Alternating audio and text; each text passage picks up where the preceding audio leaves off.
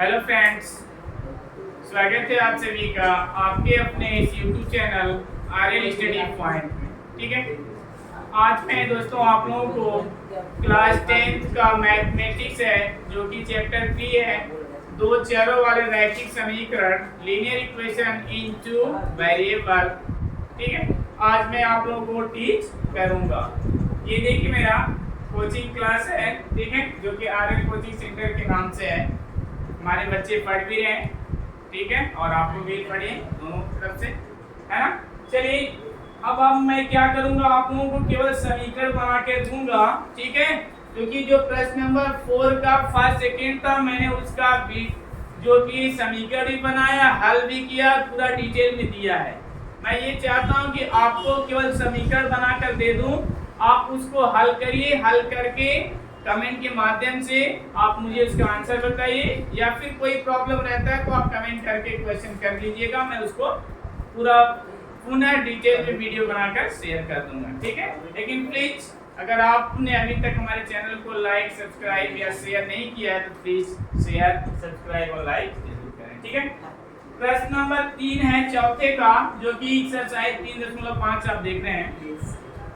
देखिए प्रश्न में कह रहा है यश ने एक टेस्ट में 40 अंक अर्जित किए।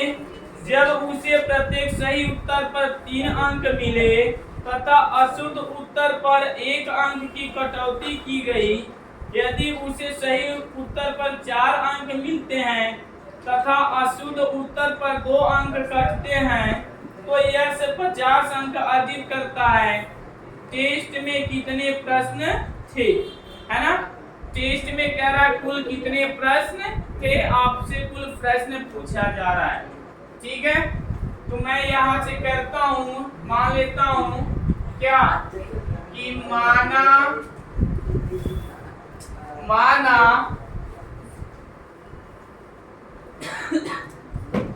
सही प्रश्न बराबर x और गलत प्रश्न बराबर y। ठीक है, सही प्रश्न बराबर x और गलत प्रश्न बराबर y।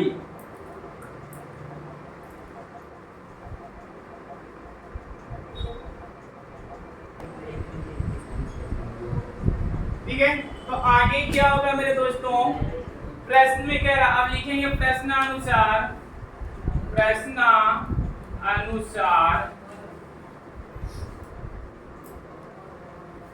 ठीक है, प्रश्नानुसार क्या कह रहे हैं मेरे दोस्तों, कह रहा है यश ने एक टेस्ट में 40 अंक अर्जित से प्रत्येक सही उत्तर पे 3 अंक, एक सही प्रश्न x है तो 3 अंक मिला तो 3x, और क्या कह रहा है जो मिला है और एक उत्तर अंक की कटौती की गई है, 1 अंक की कटौती तो मतलब -y बराबर कितना हुआ आपका 40।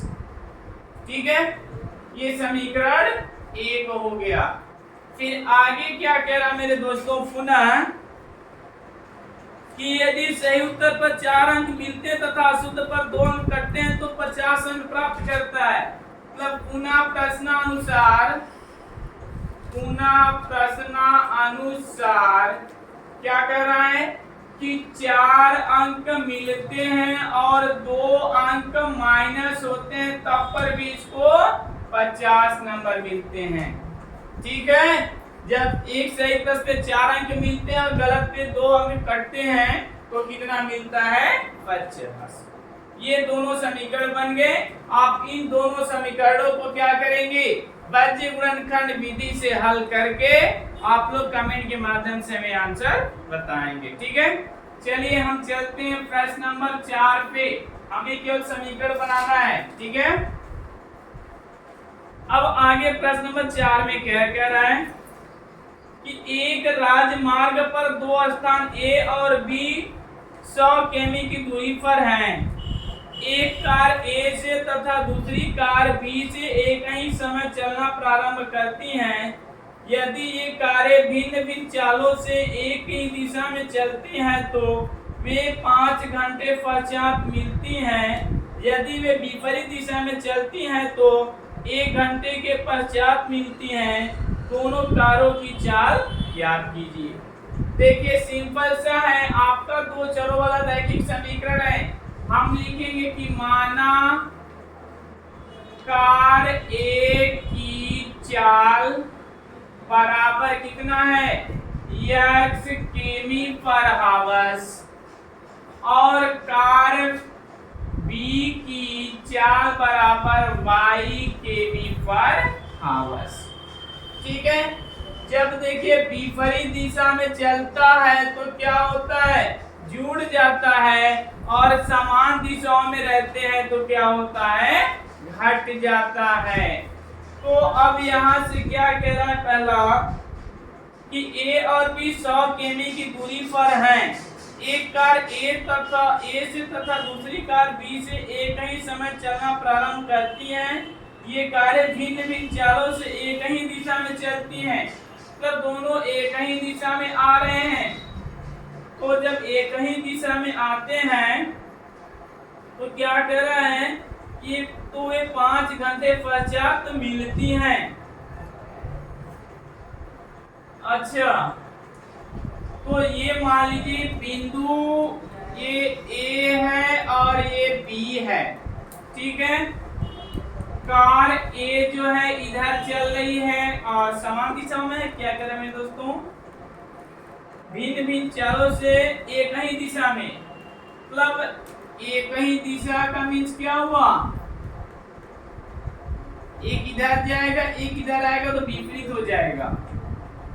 अगर ये आगे की तरफ जा रहा है x तो y इस तरफ जाएगा, तभी एक ही दिशा में होगा। ठीक है, एक दिशा में हुआ, अगर एक इधर विपरीत करेगा तो एक इधर जाएगा एक इस तरफ जाएगा। और जो समय लिया है 5 घंटे का, अब कुल दूरी जो तय करना है कितना है, 100 किलोमीटर का, तो 4 बराबर दूरी बटे आप लोगों ने समय पढ़ा होगा। ठीक है, तो यहां से आप क्या करेंगे, जो चाल है x प्लस y, एक का x है दूसरे का y है, x प्लस y, तो अब यहां से आप क्या करेंगे, चाल ये है और जो समय दिया है 5 घंटे दिया है, तो अब यहां से हम दूरी क्या करेंगे, दूरी ज्ञात करते हैं। तो दूरी बराबर कितना हो जाएगा, चाल x है, चाल गुणे समय बराबर दूरी होता है। ठीक है, या दूरी बराबर चाल गुणे समय या गुणे, तो यहाँ से ये किमी पर हावर्स है और समय क्या लगा है 5 घंटे, तो यहाँ से हमें क्या मिल जाएगा, मतलब 5x मिलेगा। फिर अगर y के लिए ज्ञात करेंगे तो y के लिए क्या हो जाएगा, ऐसे ही 5y होगा। और जैसा कि मैंने आपको बताया विपरीत दिशा के, एक ही दिशा के लिए माइनस होता है और विपरीत दिशा के लिए प्लस होता है।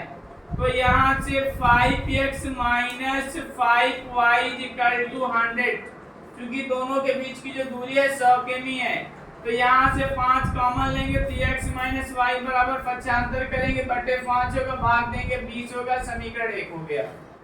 ठीक है, अब आगे चलते हैं। फिर इसमें और कह रहा है, पुनः प्रश्न अनुसार। अब मेरे दोस्तों क्या कह रहा है, यदि वे विपरीत दिशा में चलते हैं तो 1 घंटे के पश्चात मिलते हैं, तो यहाँ से क्या हो जाएगा, x प्लस वाई बराबर कितना हो जाएगा, 100। 1 घंटे में ये दोनों क्या करते हैं, 100 किलोमीटर की दूरी तय कर लेते हैं।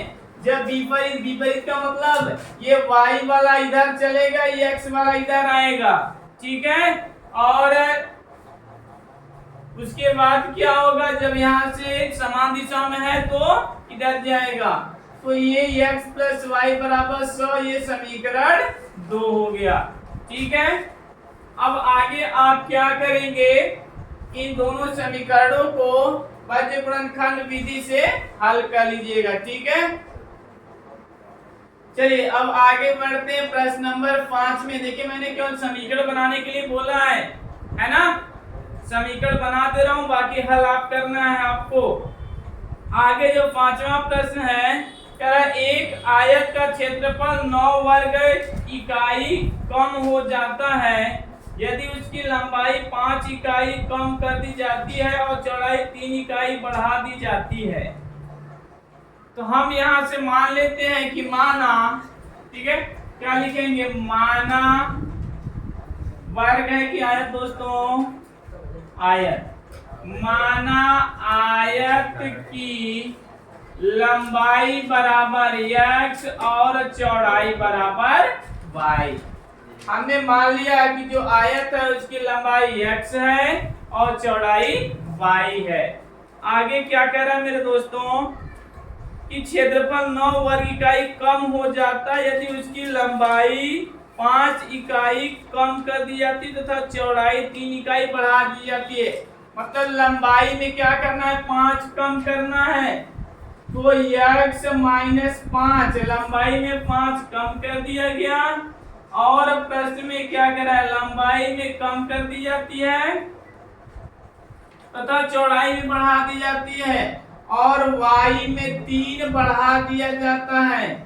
तो क्या कर रहा है कि क्षेत्रफल आयत के 9 वर्ग इकाई कम हो जाता है, जो क्षेत्रफल है x y में से 9 कम हो जाता है।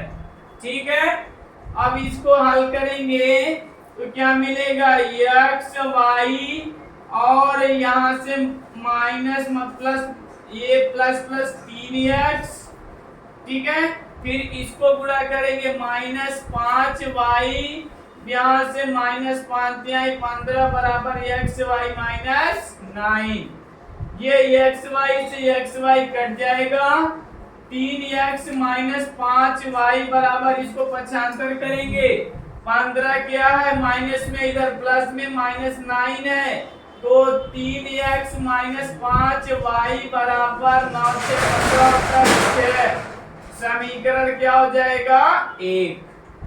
ठीक है, फिर आगे और कुछ भी कह रहा है क्या, यदि हम लंबाई को 3 इकाई और चौड़ाई को 2 इकाई बढ़ा दे, दोनों को बढ़ाया जा रहा है। पुनः प्रश्नानुसार, ठीक है, कह रहा है लंबाई और चौड़ाई दोनों बढ़ रहा है। लंबाई कितना बढ़ रहा है, 3 इकाई और चौड़ाई 2 इकाई, तो क्षेत्रफल और इकाई बढ़ जाता है। मतलब यहाँ से x धन 3 y धन 2 बराबर, बढ़ने का मतलब जुड़ जाएगा, कुछ x y प्लस 67। ठीक है, अब आगे क्या होगा मेरे दोस्तों, यहाँ से आपका होगा जब इसको हल करेंगे x में y कोष्ठक जोड़ेंगे, गुणा होगा x y, फिर यहाँ से क्या होगा, जब इसको हल करेंगे तो धन 2x, फिर इसका गुणा करेंगे 3y धन 6 बराबर x y धन 67। ये x y से x y कटेगा क्योंकि बराबर का चिन्ह है बीच में और दोनों समान है, प्लस में ही है। अब यहाँ से 2x धन 3y बराबर 6, इधर क्या है प्लस में, इधर आएगा तो 67 माइनस 6, तो 2x धन 3y बराबर 61। ये हो गया समीकरण 2। इस प्रकार से मैंने आपका जो प्रश्न नंबर 4 का तीसरा, चौथा और 5वां था, सबका मैंने आपको समीकरण बना दिया है। कैसे बनाया जाता मैंने आपको बता भी दिया है। ठीक है, अब आप समीकरण को हल करके x और y का मान ज्ञात करके हमें कमेंट करके जरूर बताएंगे। Thank you.